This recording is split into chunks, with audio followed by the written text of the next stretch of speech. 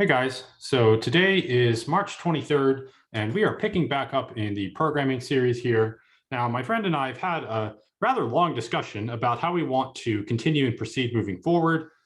In particular, we're going to try to formalize some things. And so, thus far, we've been doing some of the more basic stuff in programming, like variables and loops and conditionals and things.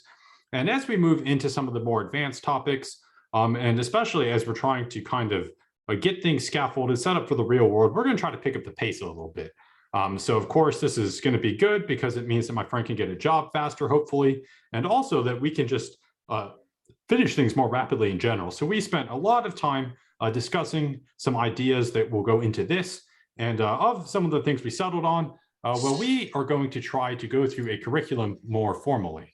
Thus far, I have kind of just been coming up with things on the fly.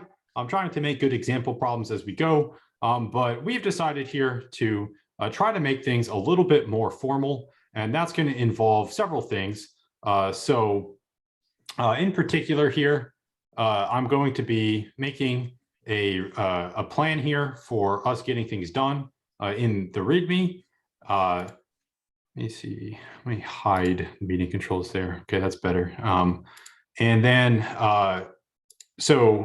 Sorry, I lost my train of thought. So I will be posting teaching videos some days of the week, and then we will be meeting on the other days, so alternating days here, to go over practice problems that we've assigned and then assign new practice problems. So this is going to be homework, basically. And then once we finish stuff, we're going to have tests. So this is going to be set up a little bit more like a more formal academic class. Thus far, we've been pretty informal, but tests are a very important part of academic procedure. They let you know how you're doing in your learning, what you're doing good on, what you need more work on, and they help identify areas that you aren't understanding. And so we're going to basically set up more assessments and more tests and have a more defined structure. And some of the structure here should help in terms of schedule pressure. You know, if we have deadlines where we're going to try to cover things by, it'll help for me, it'll help for my friend who's learning in this process. And basically, we're just going to try to be a lot more formal in general. So one of the issues that we've run into in the last little bit as we've been going on our online IDE experience is that we keep running into this problem where the debugger in the online IDE isn't working completely properly. Now, to be fair to them, supposedly it's a feature that's beta right now, so not considered stable in release, but that's kind of a problem because debugging is important, especially as we get into more complicated things here. So what we're going to be trying to focus on for the initial bit here, we have that thing where I'm going to be making teaching videos and we're going to alternate days in that. Well, that's going to pick up kind of once we have everything set up here. And specifically, once we have everything set up in terms of Visual Studio Code, so a development environment for my friend locally, and then also version control with Git and GitHub and SourceTree, all of this version control software here. That way, we'll be able to share code in a repository. And so I can come up with practice exercises and push to the repository, and he can pull down the practice exercises and work on them locally, and then push up his changes, and then I can look at them. And so we'll get to practice with version control as we go on moving forward here. That's the goal here. But for the first few days, until we get all of this infrastructure set up, until we get the framework set up, we're going to be working together. Right now, I'm actually recording my screen in Zoom, and we have a Chrome remote desktop session going on. So we'll shift into the slides here that I prepped for today. This is real brief. I might come and flesh these out a little bit more. I'm going to be trying to be more formal, like I said, though. So today on the 23rd, these are the things in our outline here. So I don't know how much of this we'll actually get through. First is we're going to talk about Chrome remote desktop a little bit. That's what we have setting up here. Then I'm going to go over just some basic stuff on the command line, using command lines, moving around on the command line. We're going to go over package managers at the operating system level. We're going to download Python with the package manager, check the system environment variables and specifically the path variable, which tells you what you can and cannot execute. Basically, just how you have namespaces in Python and other programming language. This is kind of like the namespace for applications on your operating system. Then we'll talk about text editors and specifically VS Code. That's probably the one that we'll end up using here. Talk about Python and VS Code, virtual environments for Python and Visual Studio Code, setting up a launch configuration file for our project that is Python and Visual Studio Code. Then we'll go over Python packages, the Python package index, the pip package manager for Python, and then we'll talk about package dependencies at the project level and how you store these things in a requirements file here, requirements.txt. So just tons of stuff. This is all basics of getting Python set up locally, developing locally. So lots to go into this. So we'll start off here with Chrome Remote Desktop. So this is actually my first time using it too. It seems to be working okay. We had one slight hiccup was we were having audio echo over the call because we already have a call set up over Zoom. It's how we're screen recording here. And then audio was also getting picked up over the Chrome Remote Desktop tab. So I just muted the tab and that fixed that. And the reason why we're doing this is because it should make it easiest for a new developer to get set up if someone experienced is just sitting there and installing everything in the correct order rather than having to type everything out into some long, complicated guide. If someone can just briefly take over control of the keyboard and the mouse, well, we can make things go faster just by installing all of the right things in the right order here. So along these lines, before we go, before we actually get farther, I will check out here, see if we have Python installed already locally.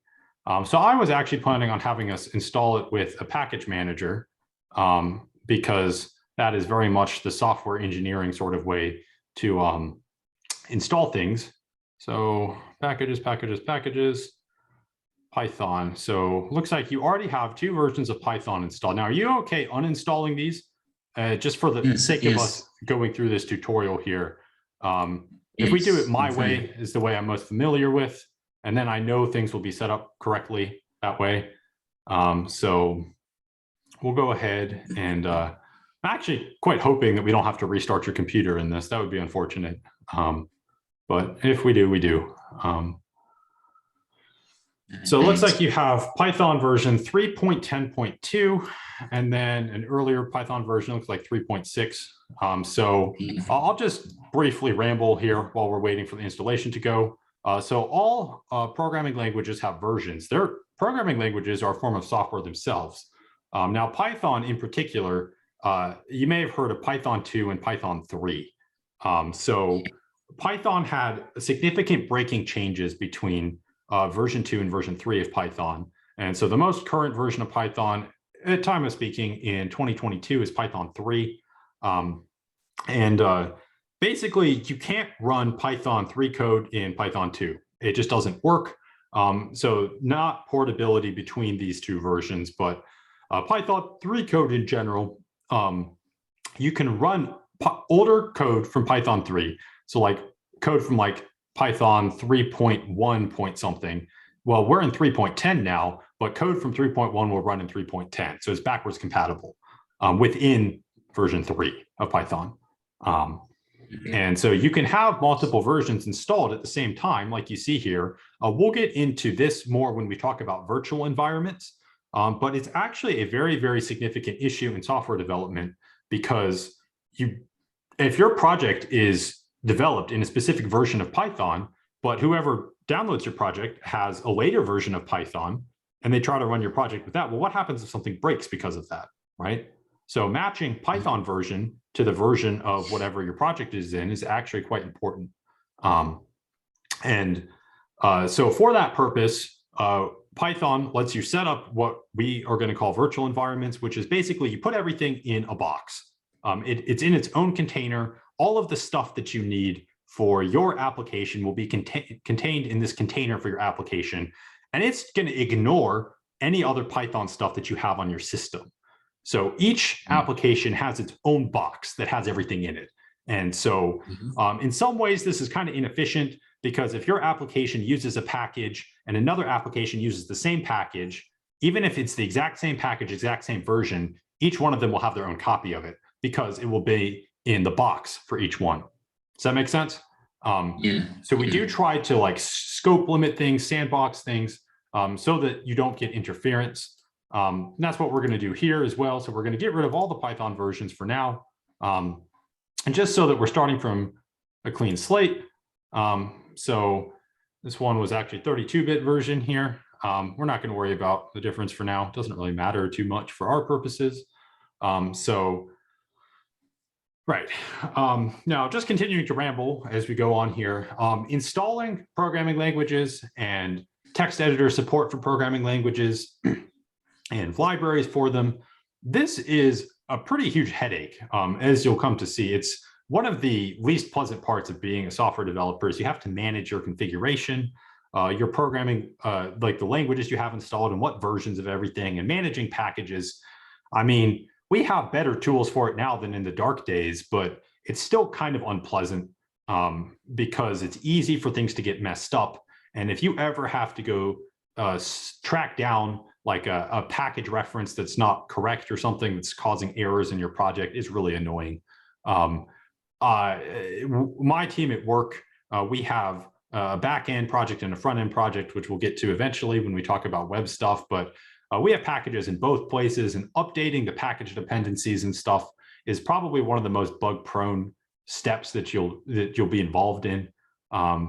And it can cause all sorts of weird behavior and bugs, and it's easy to mess things up. And all this is a long way of saying that you want to be making sure that you understand why we sandbox things in their own environments for Python applications, what the benefit of that is, why we would want to version lock things. We'll get into all of this in more detail, so don't worry if you're not tracking so much right now. But this is a reason why you need to be careful in terms of like what versions of programming languages and stuff you have installed. It's not just Python. Java is another programming language. So Java has a runtime and also the development kit. Stable version of Java that lots of stuff runs is like Java 8, but you can install Java 12, so that's several versions ahead. And guess what? Same deal here. Java 8 code may not necessarily run in Java 12. Right? At least I don't think so. Some things are backwards compatible, but not all the time. It really depends. But versions, very, very, very important when you're developing software, because your code will only run for a specific version at a specific point in time with specific package libraries as well. And anytime any one of those variables changes, your code might not work anymore. Changes here typically called something getting deprecated. So if something gets deprecated, then what that means is that something that used to be implemented as like a feature of the programming language is no longer there. If something gets deprecated, it basically means you can't use it anymore. It's been taken away. Also, new things get added, and sometimes functionality gets changed as well. So all of this together compose what we call breaking changes. And anytime breaking changes happen, suddenly code that used to work won't work anymore in the new environment. As we finish with all of this, let me briefly go over,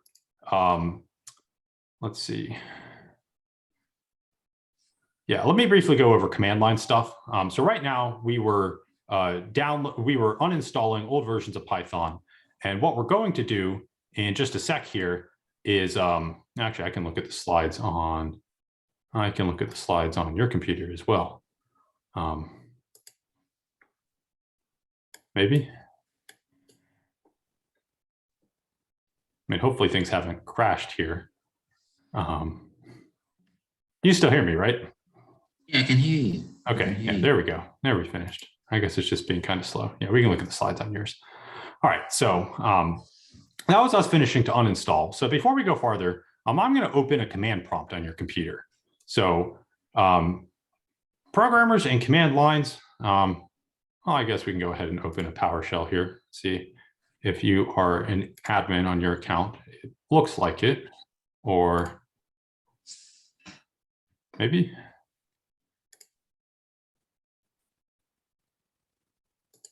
What is this saying?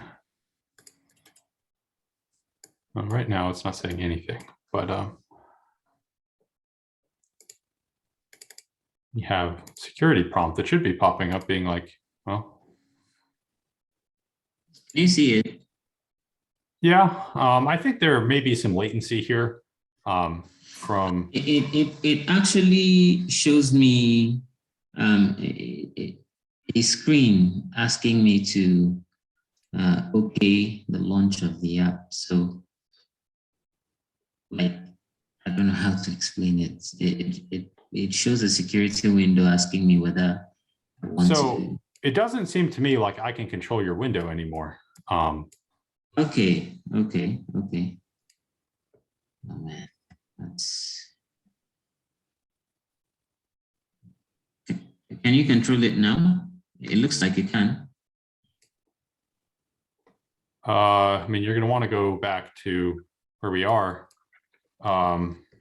This is where we are. I don't know. Can hold you on? still... Let me.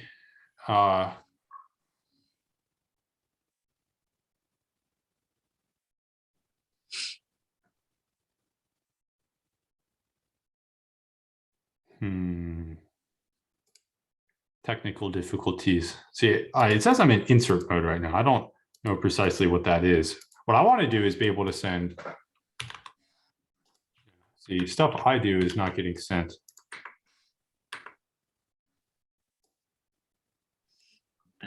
Might it have to do with the PowerShell?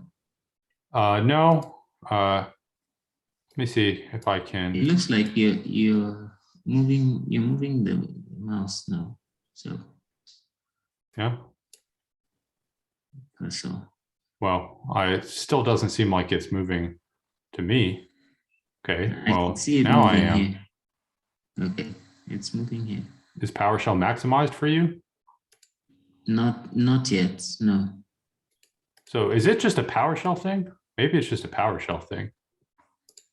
Yeah, okay, so I can access your Chrome fine. But the second I open up PowerShell, yeah. Can I? Oh, okay, you know what? Maybe PowerShell is a no-go. Let's try just. There's another PowerShell that's not administrator. Will that one work? That's what I'm wondering. I'm wondering if maybe perhaps can you close out of the PowerShell yourself? Can you take over? Yeah, get rid of that. Okay. Let me see if I can just do normal PowerShell. See, I was wondering if the commands will work here. So can I do this? Can I control this window? Okay, yes, I can control this one. Looks like. So perhaps just because, okay, so, wow, so much lag. Okay, so have you ever done things on the command line before? Nope. Okay, so you know how normally we have a file structure, like if we go into Windows Explorer, you have a set of files in Windows Explorer here, and you have folders and stuff, right? You know, you have desktop downloads, documents, these are all folders you can access. Well, it turns out that you can access all of this stuff from the command line as well. So there's two commands that we're going to be going over today on the command line. One of them is called ls. ls stands for list. And so you see right here, this says ps and then c:/user/Odachinma Ardiwodo. So that's your name here. And this represents the directory that we're in. This represents the folder that we're in, just like in Windows Explorer. Okay, so PS stands for PowerShell. We're in the PowerShell prompt right now. And when we type in the ls list command inside of this directory, what it does is it prints all of the things inside this directory. And so basically, you can see over here that some of these things are directories and some of these things are not directories. So you see how everything here that has a D, probably directory, looks to me. So like desktop and documents and downloads are all directories. And so if we want to change directories, there's another command for that called cd. cd stands for change directory, right? And ls stands for list. And so if we want to go into another directory, we can cd into, let's go in downloads for now. And you can, if you press tab, it will complete for you. It will like complete the path. And so now that another command you can run clear. Clear will clear everything that's on the screen of the PowerShell right here. So we just cleared that. So now we are in, you see how the path has changed now, right? We're in the downloads folder. And if we type ls again, now, wow, you have lots of stuff in the downloads folder, right? So that is what the basic commands are here. So clear clears the screen here. CD lets you change from directory to directory, and ls prints the things in a directory. Does that make sense so far? Yes, yes, it does. Okay. So why I pulled PowerShell up here was because one of the easy ways to manage the installation of programming languages and frameworks and stuff is to use what's called a package manager. These are very, very common on Linux. They are not so common on Windows and Mac because many people use Windows and Mac primarily through a graphical user interface. So Mac OS, of course, is actually running on a flavor of Unix, and Windows is running on the Windows kernel. These are different operating systems. Linux is properly built on Unix as well. So Linux and Mac OS are actually similar to each other more than they are to Windows. But all of these things can use a package manager that you run on the command line. So one of the benefits of this is that you are able to script things. Now that you're learning programming, you can use things in a programming language to automate things if you use a command line tool. So of course, people who are a little bit more what we would call power users, well, they tend to like package managers better because rather than having to manually go and update things or have a bajillion files that all have their own updaters that take your system resources and stuff, you can manage everything from the package manager itself. So we're going to go ahead and open this link here. This is to a package manager for Windows called Chocolatey. This is the one that I recommend. I use this on Windows fine. It makes it really easy to basically install programming languages and other libraries and files and stuff. And so we'll see. I don't know if this will work as we aren't in an admin PowerShell instance here. So I'm going to go ahead and copy the command here. This is the command to install Chocolatey for Windows here. So we're going to install it using a PowerShell script. So we're in PowerShell here. I'm going to paste this now. That's what I just did. I pasted. And now we're going to press enter and we're going to see if it works or not. Okay, so it is. Looks like we are going here. So downloading stuff on the command line usually looks something like this. You know, you'll have something running as you download, and it'll show you things. And you'll get text printed. Let me see more on package managers.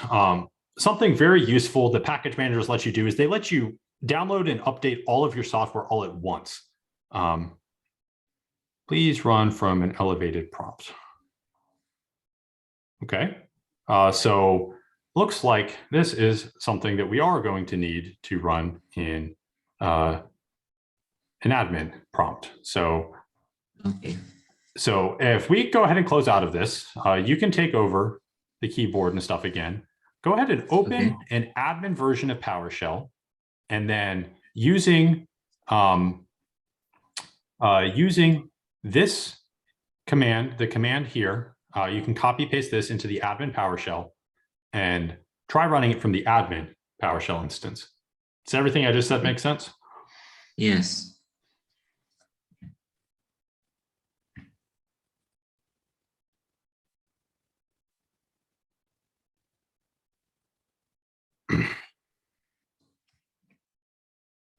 Okay. And we'll see if it goes this time. Now I can't mess with this window, I don't think, because it's an admin. I see it. Yes, I can see it, and it looks like it's working fine. But now I'll kind of make you drive here for a little bit.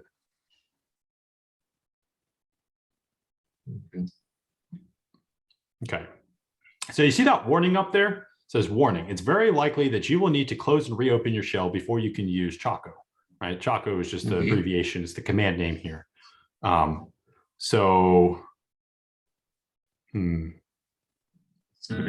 I need to allow this, but I don't know. It might be that I don't know. I mean, let's see if it actually failed first. Just Okay. ignore things for now. Okay. And okay, so I'm gonna take back over here. We're gonna go back to Chrome. Well, actually, can you go back to Chrome here briefly? Yeah. Okay, so let's see if I can do things again. Yes, I can. Okay, so this was the package manager itself. So before we go on, let me sing the praises of package managers just a little bit. There will be a period of discomfort here as you are a little bit unfamiliar with updating things on the command line. But something that is very, very useful is that if you start using a package manager to track a lot of your software distribution, so maybe your browser, your text editor, other things like that, you can run something like Choco Update, or a package manager that's used all the time on Linux is on like Ubuntu and stuff is called like apt. So like apt get update, apt get upgrade.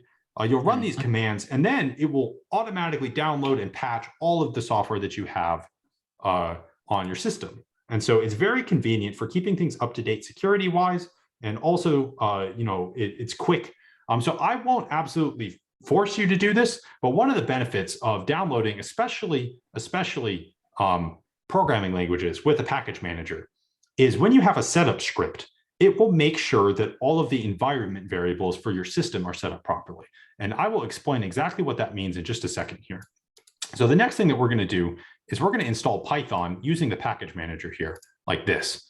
Now, it's been a while since I installed Python like manually. As I recall, manually, sometimes you might install it. I can't remember if it gets the variables right and if everything just works the first time. My recollection, having installed programming languages, maybe not Python, Java, C++, other things, is that sometimes you install the programming language and then things don't just work. You have to go figure out why they don't work. Why can't you use the language?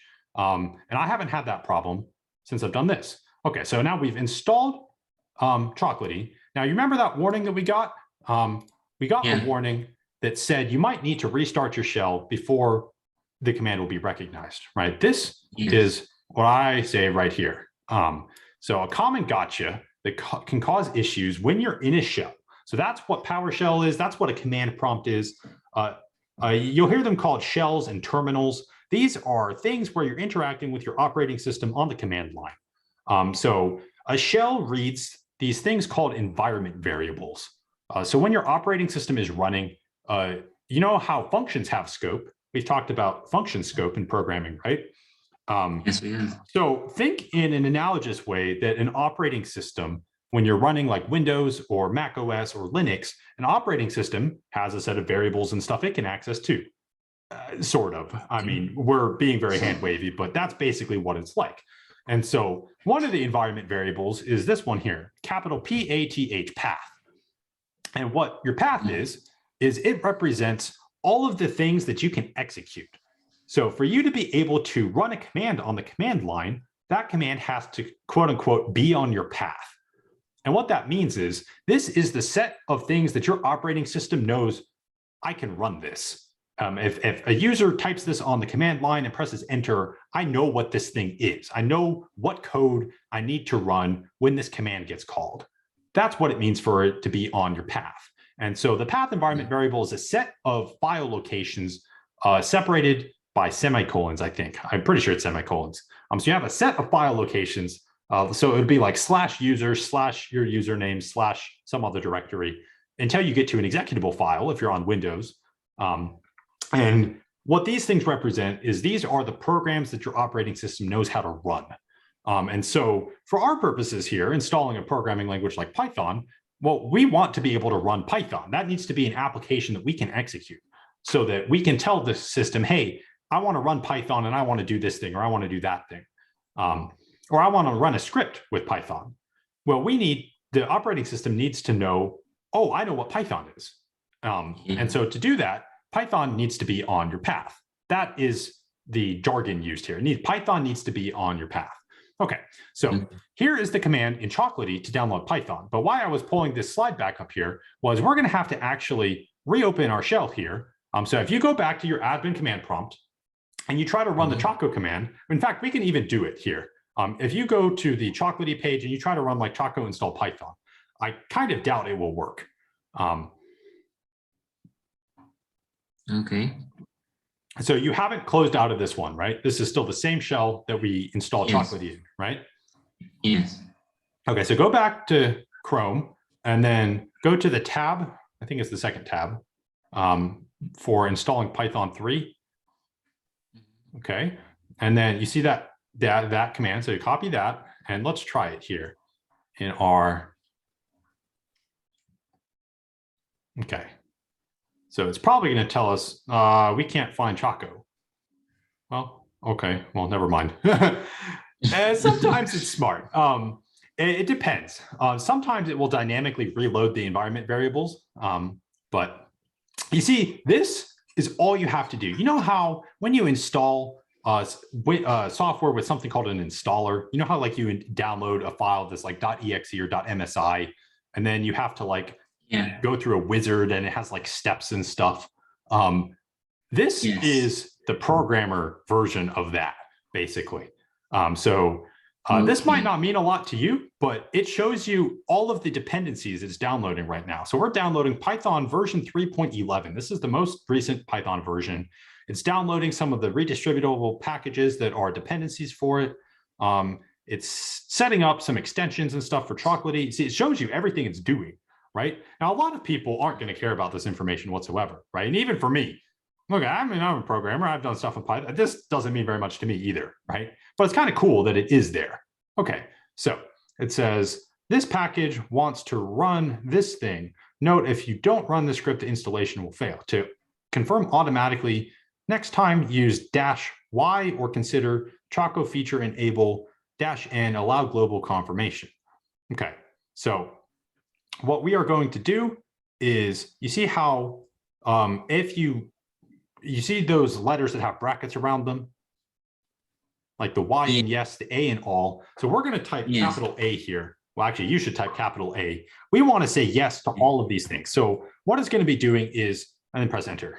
It's going to be asking you for permission to do things here, to install this thing or that thing. And if you don't do yes to all, what it will do is it will ask you each and every time. And so then you're going to have to keep sitting here and babysitting the installation. And so now it's installing all of these things that it downloaded initially. And well, I mean, you can read the output there. So this is how installing and updating software on the command line looks. Now, part of why I'm having us do this isn't because the normal installer installation wouldn't work, or you wouldn't be able to do it that way, but you're going to be a software developer now, right? It's not entirely a bad thing for you to start speaking the language of computer programmers. And I'm not telling you you're not a real programmer if you don't use this or whatever. Like, there's none of that nonsense. We don't need to be elitist about it. But this is something that software developers tend to be kind of enthusiastic about, right? Of all the human beings in the world, we are the ones who do things like this. Not all of us, but some people. Additionally, knowing how to move around your file system on the command line with those commands that we talked about earlier here. So CD lets you change directories. LS lets you, see things in the directories. Lists, and then you will be able to execute things when you're in the same directory, which we didn't do, but that's another thing you can do. This is, again, many normal people will use the File Explorer or some other graphical file system explorer to look at the files on their system, but you can also do it on the command line.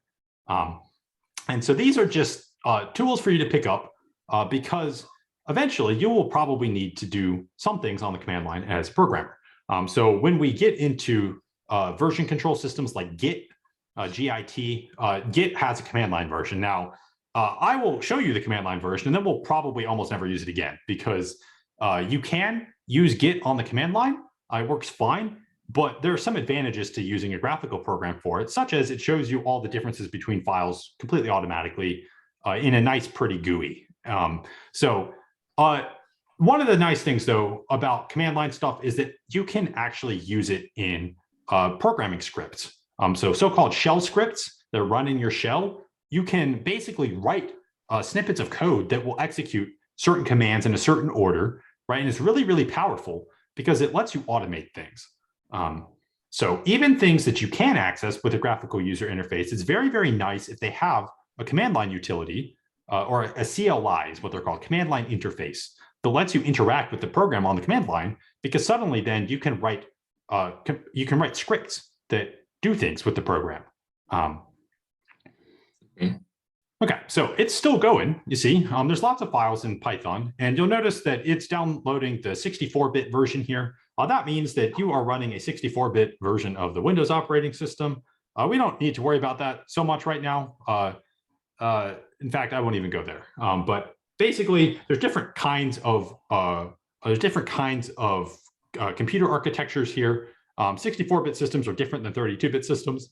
And so when code is running on your computer, it needs to actually be specifically running in the 64-bit architecture. Like, not all code is completely portable. So when code gets translated down into ones and zeros, it will only run on a specific kind of computer, the specific kind of computer for the ones and zeros that it made this time. So you'll have these things called compilers for compiled languages that will take code that looks like, code, like variable X equals something, and it will turn that into statements the computer understands. First, it goes through something called assembly. Then it gets from assembly translated down into machine language, which is just ones and zeros, and then it runs on your computer. So we're not going to talk about most of that for now. We're just going to kind of wave our hands and make pretend that all that stuff happens, and we can just wave our magic wand, because for us, programming in high-level programming languages, we don't really care that much. Computers do some magical stuff to make it all work. All right, so let me go. While we're waiting for this to finish installing, okay, it says that it's been installed. Restricting write permissions to administrators. We'll see how much more it has here. Okay, so it says here, environment variables. It says environment variables like path have changed. Close, reopen your shell to see the changes, or in PowerShell, just type refresh environment. So you want to type that, refresh env.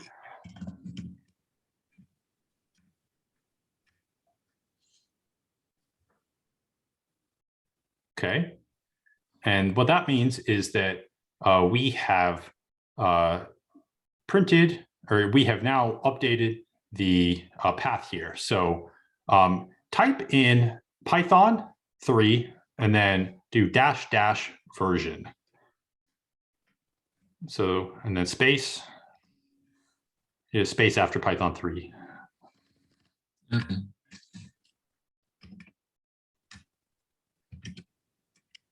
You don't need a space after the dashes, just before the dashes. Yep. Okay, press enter.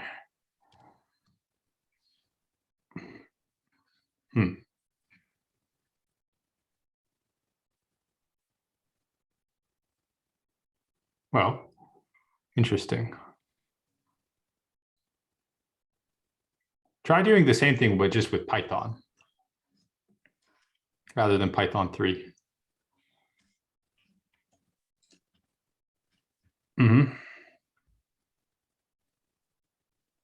Well, maybe we should try closing the shell and reopening it. We want to make sure that we can actually access Python here. Okay.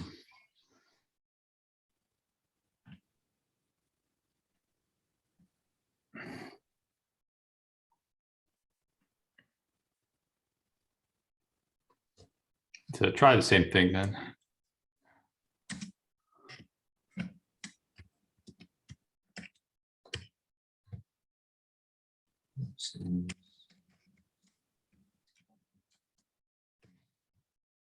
Okay, there we go.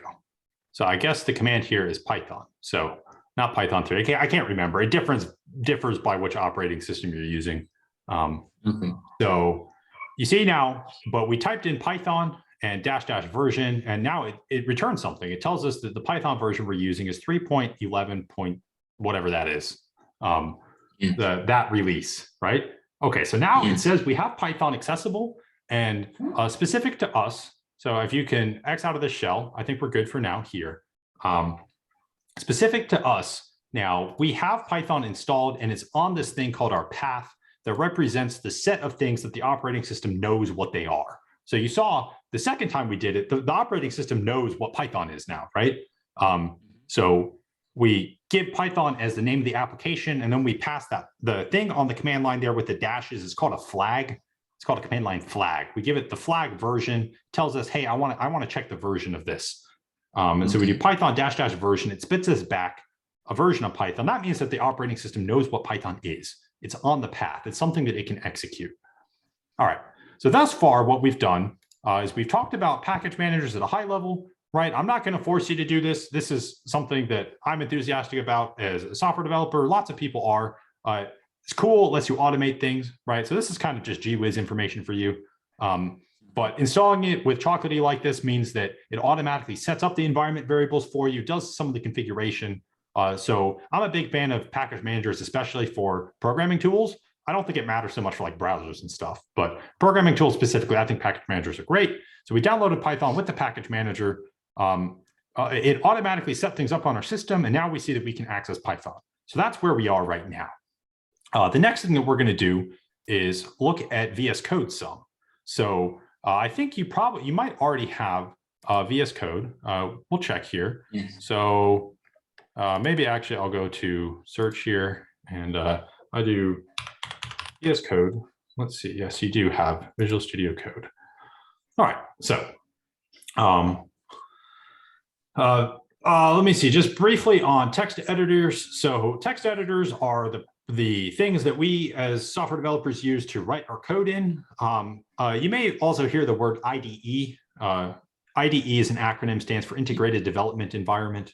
Honestly, most text editors now have plugins that make them IDEs, so you can use these things more or less synonymously. An IDE contains things that like basically analyze your code and let you jump around in your code. We'll get to all of this soon once I go over some hotkeys and stuff in VS Code for you to use, like jumping to the definition of functions, things like that. So text editors, these are going to be the tool that you spend a lot of your time in as a software developer, outside of version control stuff and whatever system you use to track your tasks, like agile task management systems like Jira or DevOps. Depending on your platform. We won't go there for now, but text editor is very important for us.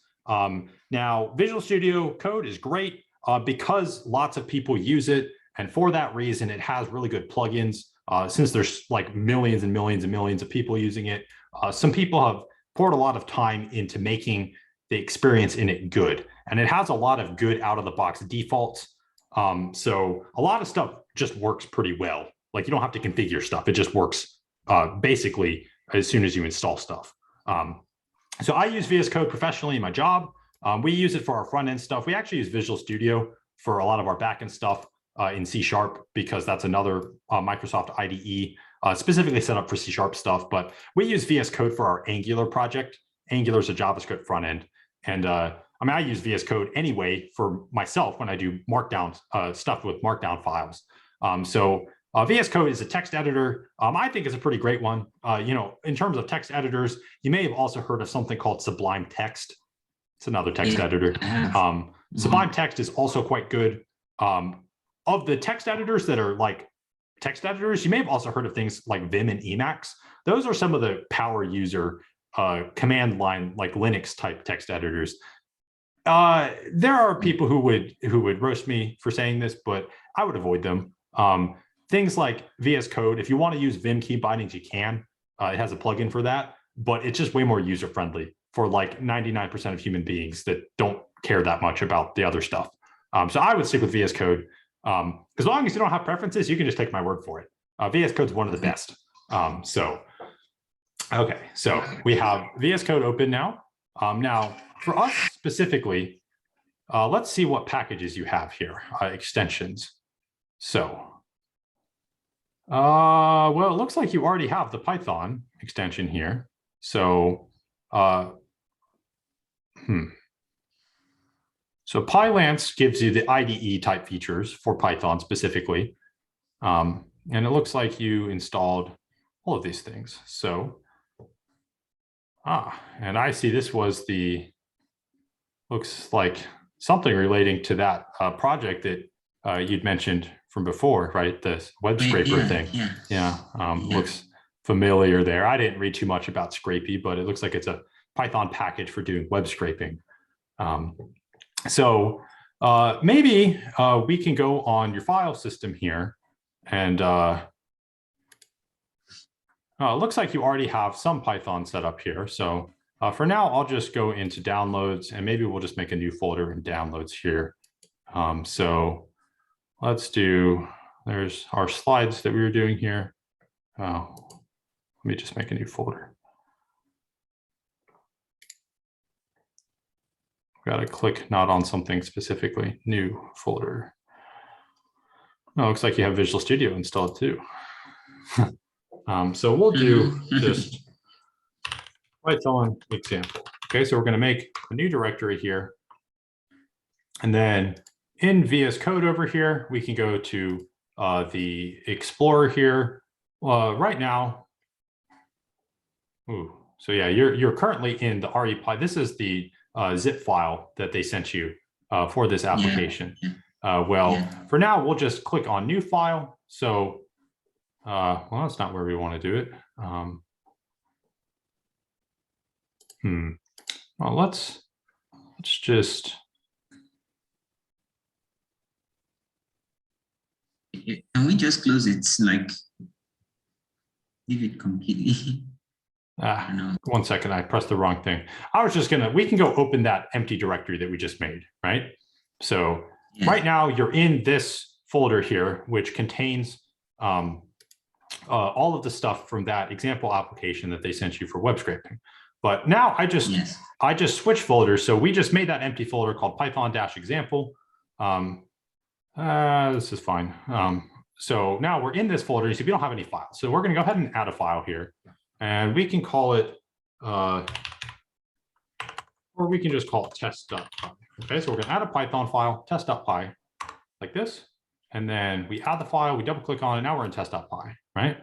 And so we could do something like this, right? And so this is our test.py file. Okay, so now if we press F5 to run this,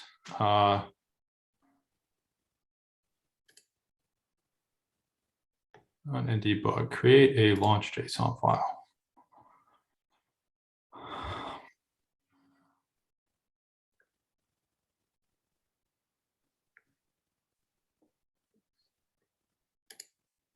Okay, so we just ran it. It says hello world, right? So let's go ahead and do this now. I'm skipping ahead a little bit. So Visual Studio Code uses things called JSON files. So JSON is a file type. It's a syntax for organizing information. It has lots of curly braces and stuff. Okay, so how do I get out? Okay, so this is our configuration here. So we have the current file here. Do I want to talk about this now? Maybe I don't want to talk about this now. So basically, you can configure how you want things to run using this file here called launch.json. So right now we're in a Python file called test.py. If you ever want to change which file gets run by default, so we're on the run panel here. See, this thing's got a bug on it and then an arrow. This is our run and debug panel. I'll do more when we do VS Code stuff specifically, but you show and hide the sidebar with Control B. If you are on anything in the sidebar, you can pull it up by Control Shift D. Will automatically take you to the debug menu. And then if you just want to run stuff, no matter where you are, you press F5. Those are real briefly. That's some of the execution stuff here. Okay, so we just ran our file, hello world. So there you go. You have Python set up. Great, right? So what we're going to shift into now for the rest of our time here. Can I ask a quick question? Yeah, go for it. Okay, so down here, it says this version of Python seems to be incorrectly compiled. What does that mean? Good question. I mean, we can go look at this. So it says bugs.python.org. So we're going to control click the link, probably open something in Chrome here.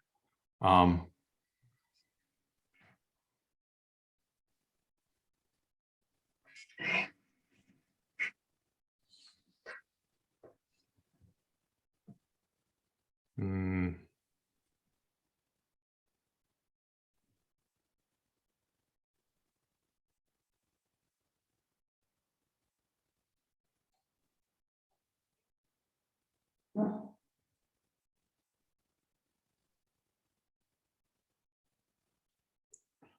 interesting. I wonder which version of Python it thinks it's using. Okay, so we're in PowerShell right here, right? Let me. I can't see. I've got your desktop is being shared thing. Okay. So if I type in,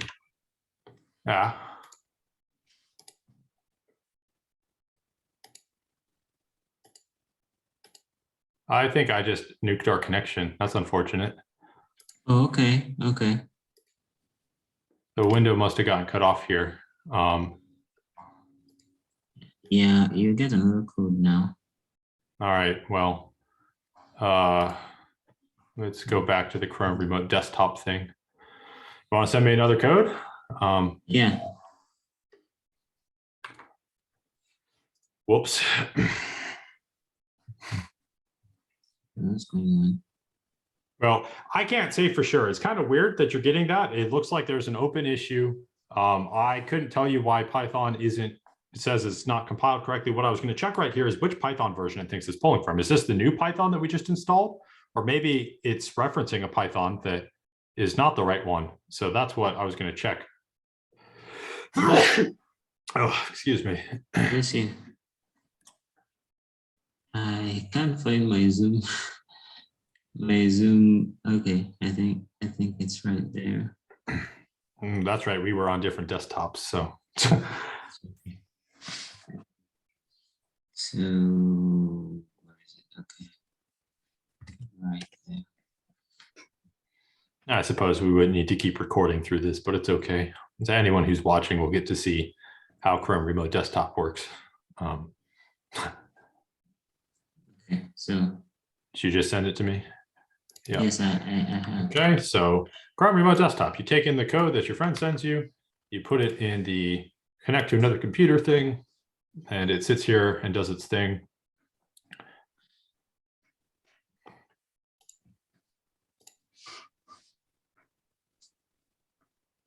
And there we go.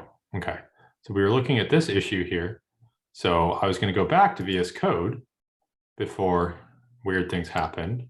I'm in VS Code now. So I moved the window here. So let me do Python. Why is it? It closed it again. What the heck? All right, well, I'll pause this time so we don't waste time. Okay, so we're going to try again here. Hide floating. Do I have, I press enter in that terminal? Yes, I can. It keeps closing the connection. That is very strange.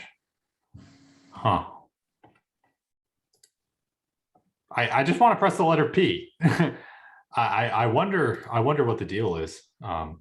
Okay, I mean, here, let's try one more time. And obviously I can't press the letter P in that terminal without having something go back.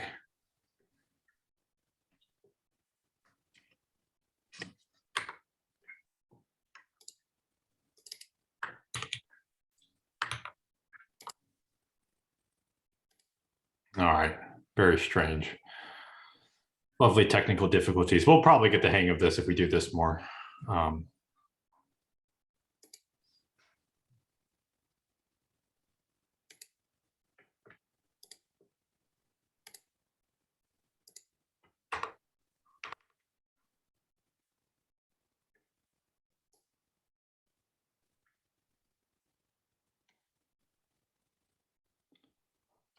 All right, let's move that out of the way somewhere.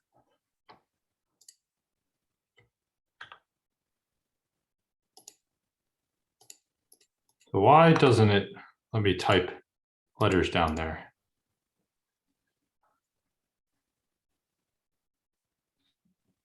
Let's meet up. All right, well, type in Python -- version. Let's see if we can test it. Okay, so it is that Python version. Well,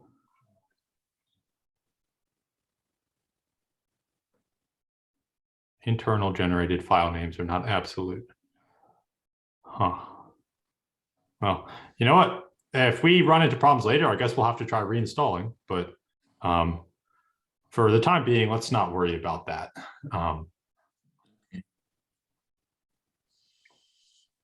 Now, the fact that I can't use our terminal, that's an issue.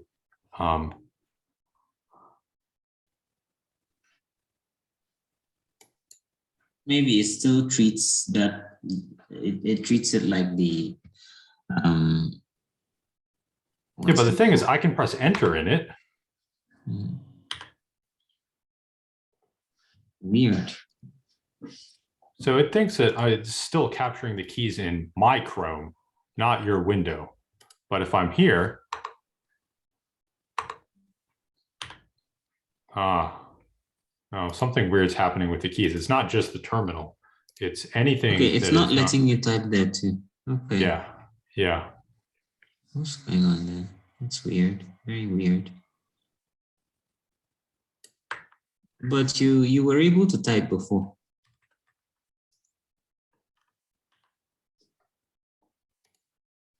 Yeah. It seems to me like it thinks the control key is being held down, because that's what Control T opens a new tab, right? And that's what's happening when I press T here inside this. So it thinks control is being held down, even though I'm not holding down control. I'm not here either.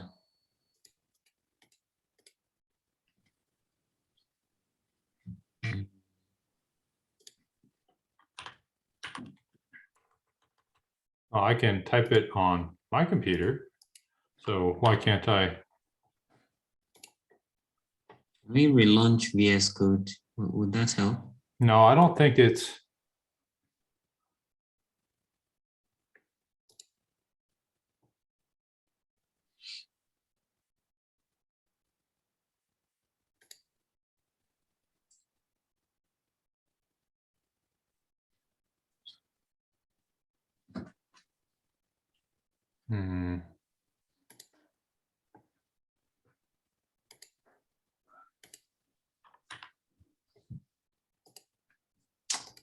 I don't know. This is kind of going to block us here. See, it wasn't doing this forever. It just randomly started doing this.